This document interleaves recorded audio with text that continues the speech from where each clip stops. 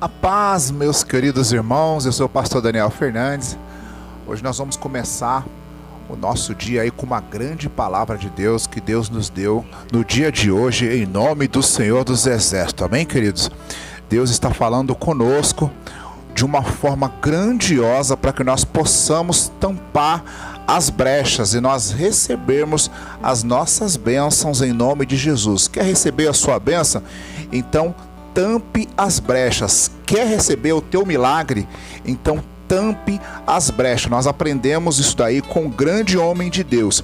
Mas antes de falar sobre essa palavra, se você não é inscrito aqui ainda no nosso canal, eu já vou pedir a gentileza de você se inscrever no nosso canal. Não deixe de acionar aí as notificações e dê o seu like, que é muito importante aqui para o nosso canal. Amém, queridos? Então, já se inscreva no nosso canal, não deixe de acionar aí as notificações. Por que eu vou pedir para você se inscrever? Porque se você se inscrever aqui, você vai ser abençoado com pelo menos 3 palavras de Deus todos os dias, palavras para abençoar a sua vida. Nós postamos vídeos de manhã, na oração da manhã, postamos sempre o vídeo no meio do dia, mais ou menos por volta das 15 horas, e também na oração da noite às 20 horas, amém, querido? Então, quer ser abençoado? É só se inscrever aqui, acionar o sininho, as notificações, e por gentileza, compartilhe essa mensagem com uma pessoa que você puder, em nome de Jesus. Seja um canal de bênção na vida de outras pessoas também, em nome de Jesus. Amém, queridos? Amados, quer receber a sua bênção? Então tampe as brechas. Quer receber o seu milagre? Então tampe as brechas em nome de Jesus. Amém, queridos? Amados, existia na Bíblia um homem chamado Neemias. E a Bíblia diz que Neemias ele viveu naquela época em que os israelitas, os judeus, eles foram cativos lá na Babilônia. E a Bíblia diz que certo dia, quando seus irmãos Anani e outros foram visitar Neemias, Neemias perguntou como estavam os seus irmãos em Jerusalém. E Anani disse: olha, a cidade está queimada, os muros estão derribados, o chão está todo queimado, o templo derrubado, tá uma catástrofe lá em Jerusalém, a coisa tá feia lá. A Bíblia diz então que Neemias, que nem nasceu em Jerusalém, Neemias ele criou uma coisa chamada empatia pelos irmãos de Jerusalém.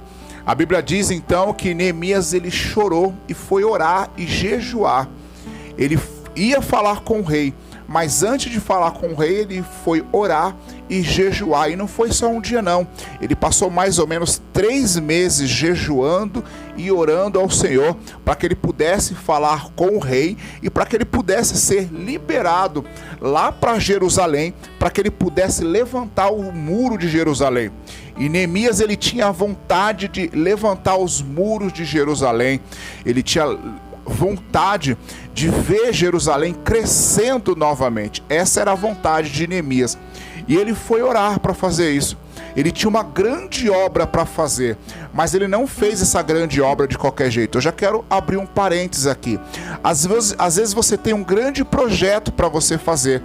Às vezes você tem uma grande obra para você fazer. Só que antes de você fazer esse grande projeto, antes de você fazer essa grande obra, você precisa orar, você precisa jejuar, você precisa pedir autorização de Deus para que você possa fazer isso daí e para que você vá bem.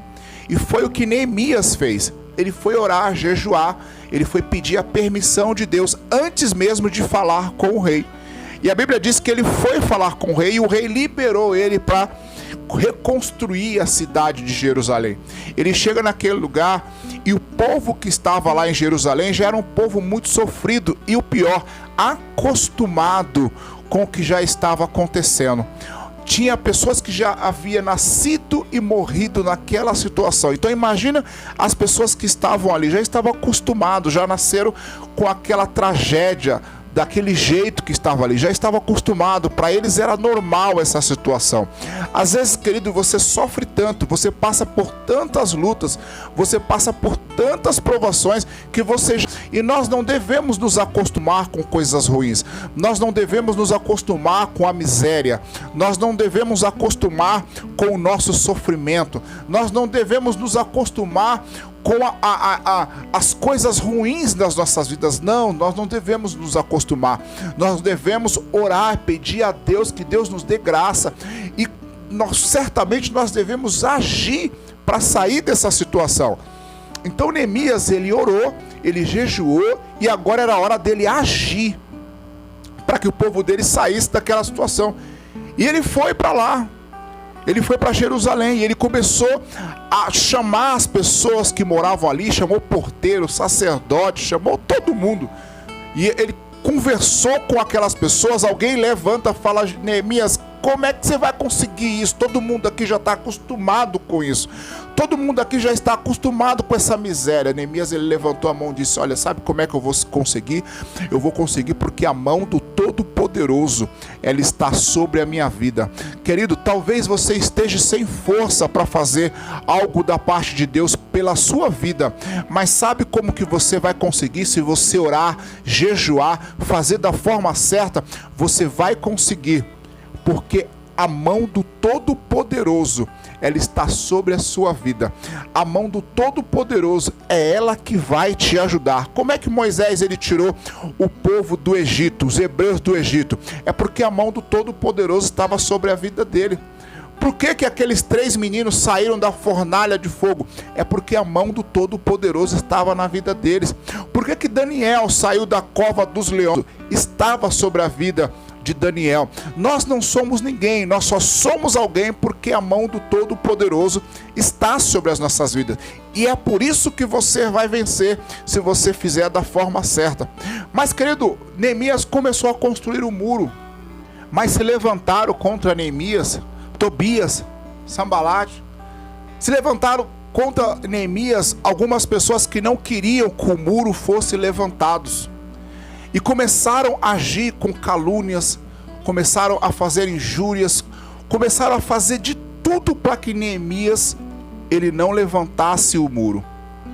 E o mais interessante é que Neemias, ele fez, é que quando chamaram ele para discutir, para conversar, Neemias, ele disse: olha, eu não posso ir aí conversar com vocês aí embaixo, porque eu estou trabalhando. Querido, quem está trabalhando na obra do Senhor não tem tempo para mexerico, não tem tempo para discussão. E Neemias, ele falava para o povo: olha, nós vamos reconstruir esse muro, nós não podemos deixar nenhuma brecha, porque se nós deixarmos uma brecha, o inimigo, ele pode entrar.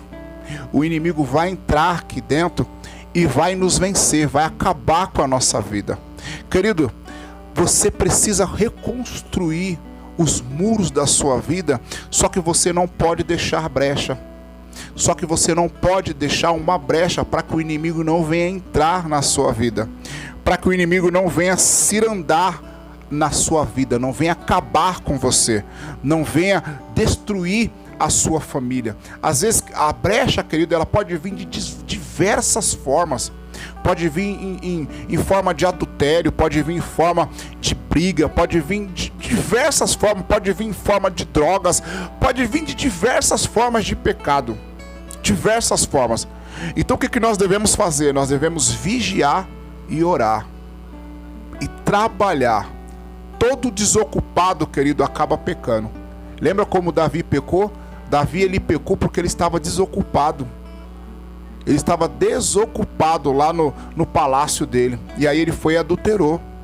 Quando o camarada está desocupado, sem fazer nada, sem trabalhar na obra do Senhor, a mente dele fica vazia. E existe um ditado muito interessante, que mente vazia é a oficina do diabo. Então, queridos, começa a vigiar, começa a orar e continue trabalhando na obra do Senhor. Porque se você continuar trabalhando na obra do Senhor, o inimigo, ele não tem como tocar em você. Feche as brechas.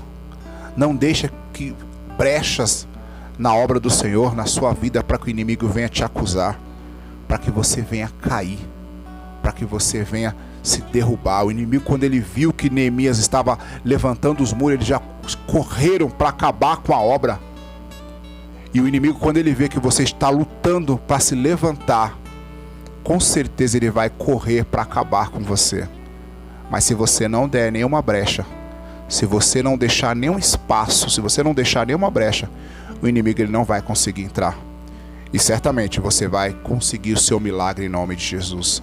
Vamos orar? Amado Deus e eterno Pai, eu já quero agradecer, ó Deus, por essa mensagem, a qual o Senhor nos entregou, Senhor meu Pai, no dia de hoje.